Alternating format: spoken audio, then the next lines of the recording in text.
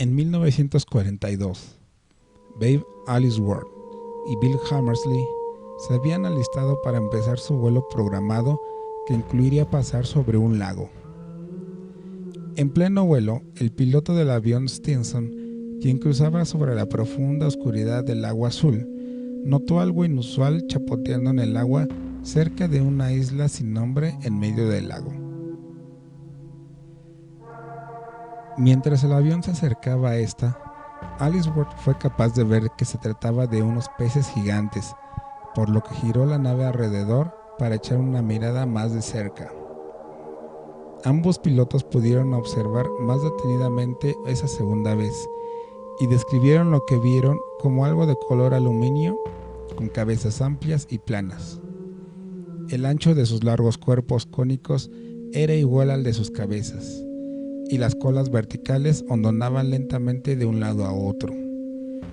Este detalle en lo descrito es importante, pues las colas de las ballenas se mueven de arriba hacia abajo, mientras que la de los peces y reptiles iban de lado a lado, haciendo espirales con el avión para descender de 300 a 90 metros aproximadamente, y así poder observar mejor qué era todo esto.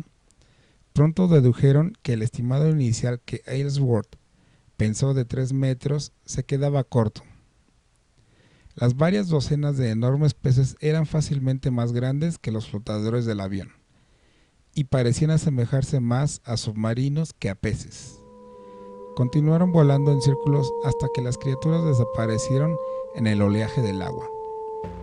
Al continuar el vuelo, los hombres discutieron y debatieron sobre lo que vieron, indicando que no podía haber sido una ballena por el movimiento de la cola y el hecho que tampoco salen a la superficie a tomar aire.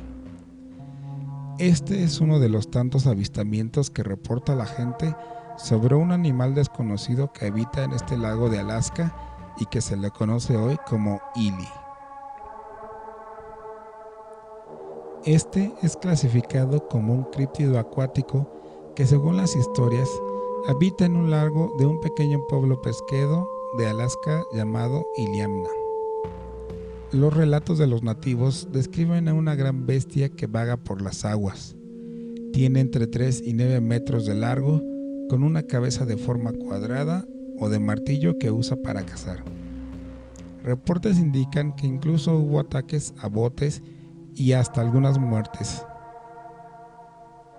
Las historias ganaron tanta atención que atrajo la curiosidad del show River Monsters de Animal Planet, quienes fueron buscando descubrir qué puede estar escondido debajo de las aguas del lago.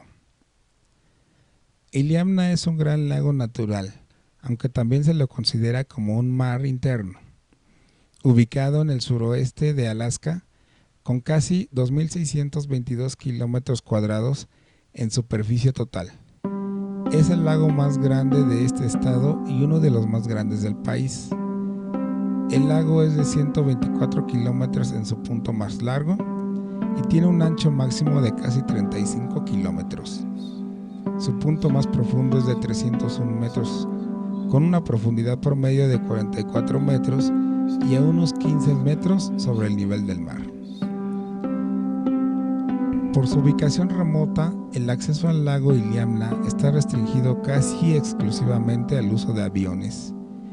Viajar en hidroaviones es lo más común, ya que pueden aterrizar directamente en el lago. Actualmente no hay carreteras que conecten las comunidades en el lago con las áreas circundantes. Sin embargo, durante los meses de verano, es posible viajar por el río Bichak, utilizando pequeñas embarcaciones. La región que rodea el lago está muy poco poblada, siendo la pesca y la caza la principal economía de la zona.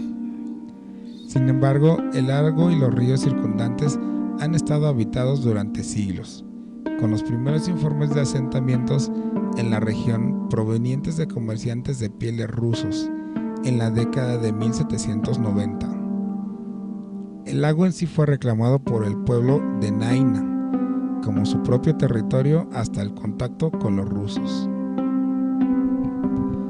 Los primeros informes de un monstruo que vivía en el lago provenían del pueblo nativo Tlingit, quienes cuentan historias de una criatura que llamaron Gonacadet. Fue descrito como un animal grande que habita en el agua, con una cabeza y cola similares a las de un lobo, y un cuerpo como una orca, muy similar al Aklut, el cual es un espíritu peligroso. Sus huellas son reconocibles porque son huellas del lobo que salen o van hacia el océano.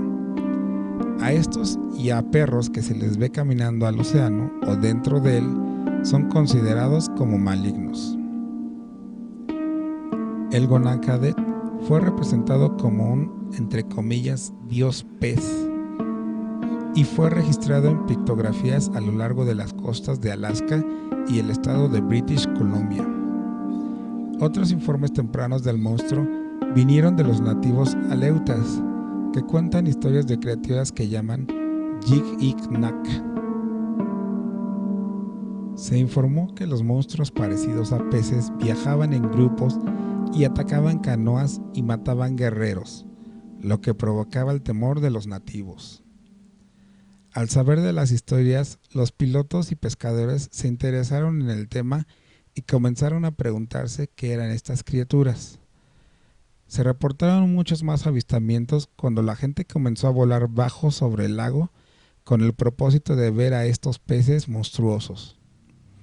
A finales de los años 50 llegaban informes consistentes de peces grandes, opacos y de color aluminio.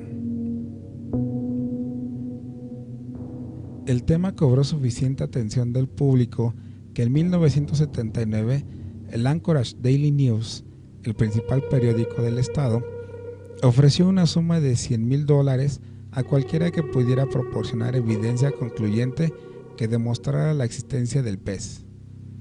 Sin embargo, los reportes han disminuido en los últimos años. A pesar de esto, hay algunas historias que cuando menos son interesantes por lo que narran.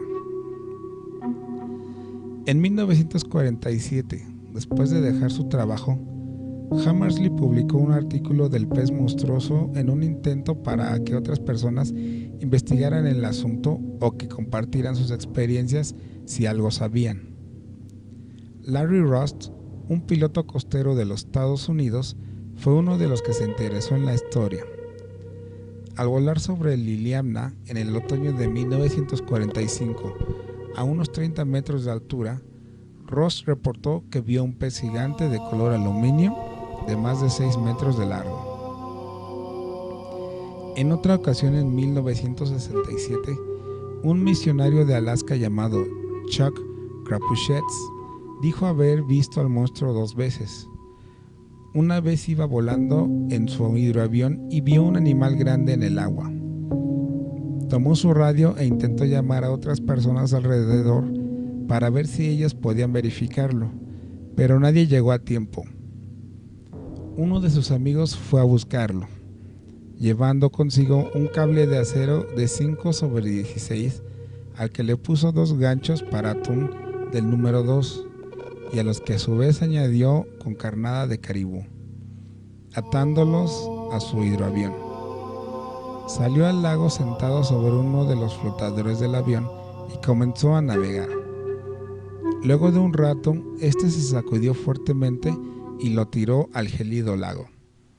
El avión seguía siendo remolcado y él apenas logró llegar a la orilla. Tuvo que caminar por kilómetros mientras el avión recorría todo el lago. Cuando al fin logró recuperar su vehículo, 3 de los cables ya no estaban más. Los ganchos de los cables restantes estaban totalmente estirados. Estos eran entre 20 y 25 centímetros de longitud. A pesar de esto, se había dicho que se habían visto ballenas beluga en el río Kvishak, y era probable que estas habían sido las culpables. Otro avistamiento ocurrió en 1977, cuando un piloto veterano llamado Tim Laporte, al volar sobre Pedro Bay, se percató de un pez de entre 3 y 4 metros con piel gris o café oscura sobre la superficie mientras se zambullía, revelando también una cola vertical. Laporte, junto a sus 2 pasajeros, uno de ellos pescador y oficial de juego, atestiguaron que la bestia hacía grandes cercos al chapotear y sumergirse mientras el avión se acercaba. Se ha hipotetizado que el esturión blanco podría ser la causa de este enigma. El biólogo Jeremy Wade comentó que este era un pez que habita las áreas de Alaska y los estados del Pacífico. La Comisión de Pesca Marina parece apoyar esto al decir que, cito, el esturión blanco es uno de los peces de agua dulce más grandes en América del Norte y puede pesar alrededor de 680 kilogramos, medir alrededor de 6 metros y vivir por más de 100 años. El esturión, al ser un pez que habita en el fondo, explicaría por qué los avistamientos son raros. Además, pescarlos es considerado un deporte muy difícil. Ambas ideas validan la teoría.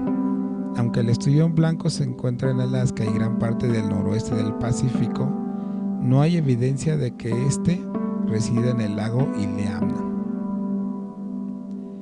Muchas personas han informado que sus hélices están dañadas por lo que parecen marcas de dientes, pero en realidad podrían ser causadas por el correr de un bote sobre la parte posterior de un esturión, ya que en la superficie de sus espaldas tienen un blindaje como de dientes que puede hacer que una hélice parezca fácilmente como si hubiera sido masticada o atacada. También ha habido historias de personas que han sido noqueadas de sus botes cuando son embestidos y nunca salen a la superficie. Esto se puede atribuir a la tendencia de un esturión a saltar fuera del agua, golpeando accidentalmente así botes pequeños en el proceso y muriendo como resultado de las duras condiciones de congelación en el propio lago. Los esturiones habitan en el fondo de lagos, ríos y océanos. La gran profundidad promedio del lago podría explicar fácilmente por qué los pescadores nunca los ven.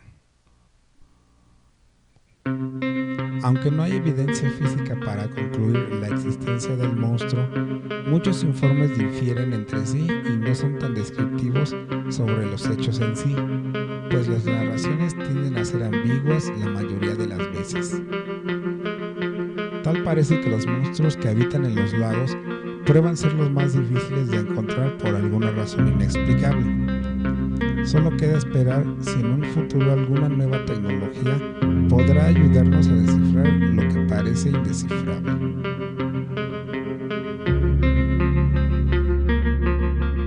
Gracias por ver este video. Si te interesa este tipo de temas, puedes ver otros trabajos en mi canal. Hasta la próxima vez, se despide de ustedes la voz del Daimon Hernández.